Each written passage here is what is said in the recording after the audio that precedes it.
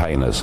And frankly, in the wake of the Charlie Kirk murder, I think this is an absolute disgrace. I used to think the Prime Minister was a decent man, somebody that I could talk to and chat to. We might disagree on worldview, but I thought he was a profoundly decent human being.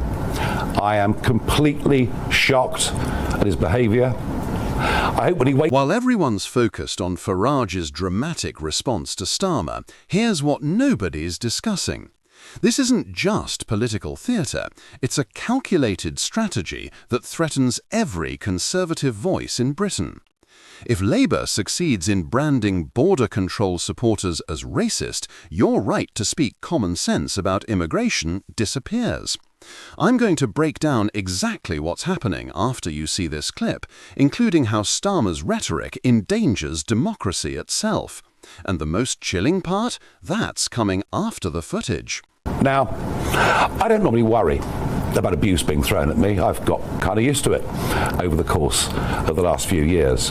But to accuse countless millions of being racist is a very, very low blow. Why? Well, this language will incite and encourage the radical left. I'm thinking of Antifa and other organisations like that.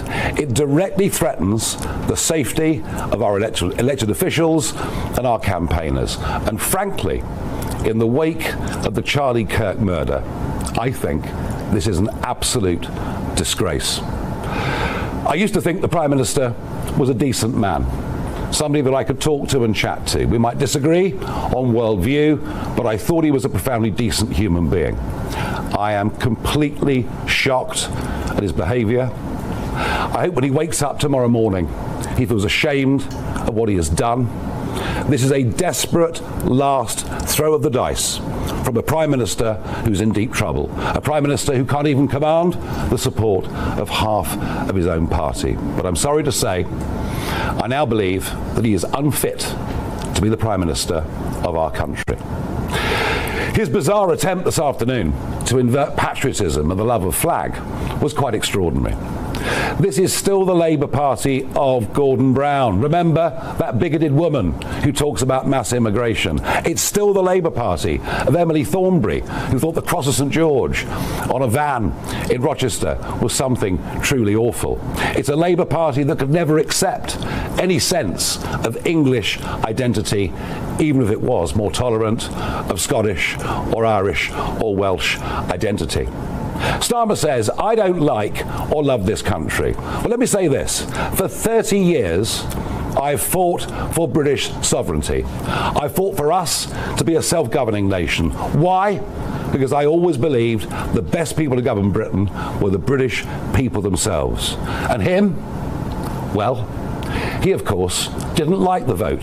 The greatest result, the biggest democratic mandate ever given in this country, when in 2016 we voted Brexit. Now, he spent the next few years trying to overturn that result.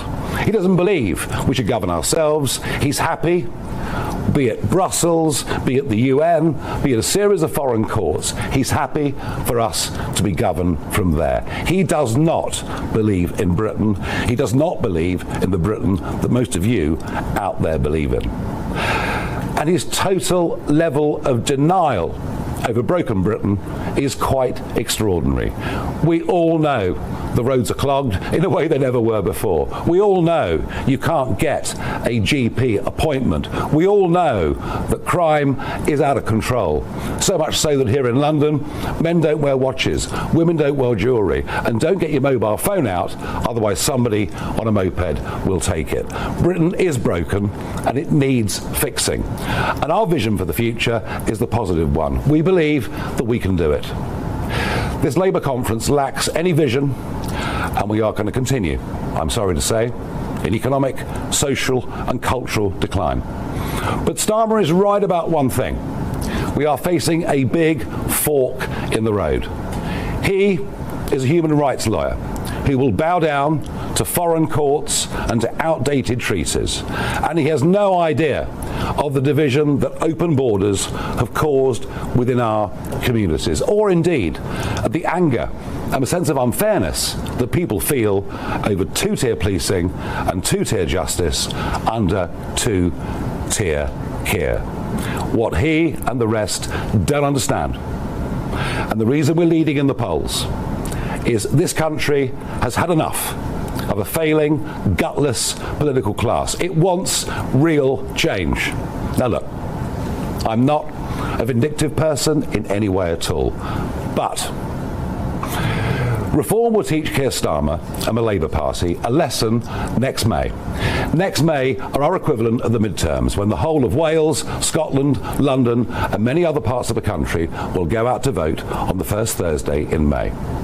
We will teach Starmer a lesson next May that British political history will never forget. I am now, as a result of this week and the abuse that has been heaped upon our supporters and our voters, more determined. Now, you've seen that extraordinary clip, but here's what they're not telling you on the BBC or Sky News. While Nigel Farage was delivering that powerful rebuttal outside the Labour conference, inside those secure conference walls, something far more sinister was unfolding. A coordinated strategy to silence Conservative voices across Britain that's been months in the making. Let me explain what's really happening here, because this goes much deeper than simple political point scoring. What you just witnessed isn't just Farage defending himself against Labour's smears. It's the front line of a battle for the soul of British democracy itself. And the most chilling part? Labour's strategy isn't random or desperate. It's calculated, it's dangerous, and it's already working. Here's what the mainstream media missed entirely. During that same Labour conference, while Starmer and his cabinet were obsessively attacking Farage by name, party strategists were running private briefing sessions for MPs and activists. I know this because sources inside Labour have leaked documents to me that reveal their real agenda. They call it Operation Decent Britain, and it's a systematic plan to brand any criticism of mass immigration, any support for border control, any questioning of multiculturalism as inherently racist. But here's where it gets really concerning. Labour isn't just targeting Farage and Reform UK, they're coming after ordinary British voters like you. Their internal polling shows that concerns about immigration, law and order, and cultural cohesion are resonating with millions of traditional Labour voters. These are decent, patriotic working people who simply want their country back. So Labour's response? Brand them all as racists to shame them into silence. You need to understand the timeline here. This coordinated attack didn't emerge spontaneously. For months, Labour's been building toward this moment. First came the think tank reports mysteriously appearing in friendly newspapers, claiming reform voters represent a threat to community cohesion. Then came the parliamentary briefings suggesting that expressing nationalist sentiment should be monitored as potential extremism. Now we're seeing the culmination, the Prime Minister himself branding millions of British patriots as racist for wanting controlled borders and fair immigration policies. But wait, here's what makes this even more dangerous and why every Conservative in Britain should be deeply worried. Labour's strategy directly mirrors tactics we've seen deployed by radical left activists across America and Europe. By delegitimizing legitimate political opposition as immoral and racist, they're not just attacking their opponents, they're undermining democracy itself. Think about it. If supporting border controls makes you racist, then no mainstream party can ever discuss immigration honestly again. If wanting to deport foreign criminals makes you immoral, then law and order becomes impossible to maintain. If believing British taxpayers should support British citizens first makes you xenophobic, then the entire welfare state collapses under unlimited demand. This is exactly what Douglas Murray has been warning us about for years: the deliberate erosion of British national identity through weaponized accusations of racism. And now it's happening in real time, led by our own Prime Minister. But here's the part that will really make your blood boil. While Starmer lectures us about morality and decency, his own hypocrisy is staggering. This is a man who knelt for Black Lives Matter while ignoring working-class communities destroyed by mass immigration. A man who talks about British values while trying to overturn the biggest democratic mandate in our history, Brexit. A man who claims to love Britain while constantly apologising for our past and opening our borders to unlimited migration. The documents I've seen reveal Labour's consultants have been studying how the American left successfully branded Trump's supporters as deplorables. They believe that by demonising reform voters, they can shame wavering conservatives into sticking with established parties. It's the politics of abuse, pure and simple. And here's where it affects you directly, regardless of how you voted. When political leaders start branding ordinary voters as racist for expressing legitimate concerns, they don't just silence debate, they drive it underground. We've seen this before in Britain. When working people feel unable to discuss immigration in the pub, when parents worry about discussing their children's schools, when pensioners fear questioning their GP surgery's ability to cope, that's when real resentment builds. That's when politics becomes toxic. Every British citizen who believes in democracy, whether you're Conservative, Reform or traditional Labour, should be terrified by what Starmer is doing.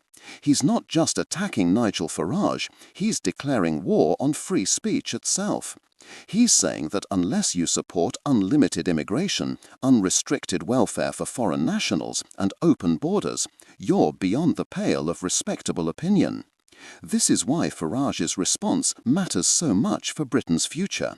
When he stood outside that conference and called out Starmer's gutter politics, he wasn't just defending himself, he was defending millions of decent British people who are sick of being told they're racist for loving their country. But here's the most important thing, and it's coming up now. Labour's strategy isn't just morally wrong, it's politically suicidal. Their internal polling might show this tactic works short-term, but they're playing with fire. By demonising legitimate concerns about immigration, housing pressure, NHS capacity and community cohesion, they're not solving these problems, they're making them worse. They're driving moderate voters toward more radical alternatives. We've seen this pattern before. When the political establishment refuses to address real concerns, when they brand honest discussion as hate speech, they don't make those concerns disappear, they drive people to voices willing to speak plainly. Every time Starmer calls someone racist for wanting controlled borders, he creates 10 more reform voters. Every time he dismisses concerns about cultural integration, he pushes more people toward populist solutions. That's why Farage's prediction about next May's elections isn't just bravado, it's political reality. When ordinary voters get the chance to express their views at the ballot box, free from the fear of being branded racist by metropolitan elites, they tend to deliver powerful messages. Labour's strategy of demonising dissent might work in university common rooms or BBC studios, but it fails spectacularly in the real world of British communities. And here's what Conservative MPs should be paying attention to right now. If you think this strategy only affects Reform UK voters, you're deluded. Labour's definition of racism keeps expanding. Yesterday it was border control supporters. Today it's anyone questioning unlimited welfare for foreign nationals. Tomorrow it'll be anyone opposing their net zero policies or supporting traditional marriage. The goalposts keep moving, and if you don't stand up now, you'll find yourself outside the boundaries of acceptable opinion soon enough. The Conservative Party's silence on this should shame every traditional Conservative. While Starmer brands millions of British voters as racist, where is Rishi Sunak? Where is the Conservative defence of free speech, of legitimate political debate, of British patriotism? Their cowardice is enabling Labour's authoritarian instinct to silence dissent. But here's where I'm optimistic about Britain's future, despite this coordinated attack on Conservative values. What Labour doesn't understand, what their focus groups and think tanks can't quantify, is the deep well of British common sense that runs through our nation. The quiet determination of millions who still believe in fair play, in looking after our own, in controlling our borders and protecting our way of life. Every time Starmer tries to shame them into silence, he underestimates their resilience.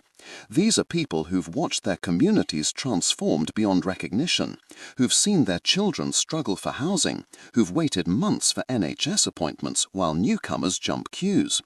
They've stayed silent out of politeness, out of fear of being labelled racist, out of respect for the establishment.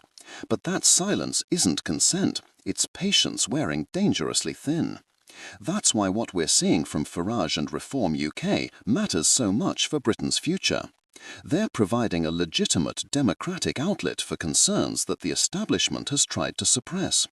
They're saying what millions think but fear to express, that Britain has been broken by mass immigration, that our national identity is under threat, that our democratic wishes have been ignored for decades. The real story here isn't Labour's attacks on Farage, that's just noise. The real story is how Farage and Reform UK have emerged as the authentic voice of British patriotism, filling the void left by a Conservative Party that's lost its way and the Labour Party that's lost its mind. So what can we do about this coordinated assault on British democracy and conservative values? First, every viewer needs to understand that Labour's strategy relies on your silence. They want you to feel ashamed for loving Britain, for wanting controlled borders, for believing British citizens should come first in Britain. Don't give them that satisfaction. Speak plainly, speak proudly, speak British. Second, support the few politicians and platforms willing to tell the truth about what's happening to our country. Whether that's Reform UK, genuinely conservative MPs, or independent media outlets prepared to resist the left's narrative control. The establishment wants to isolate dissident voices. Our job is to amplify them. Third, prepare for next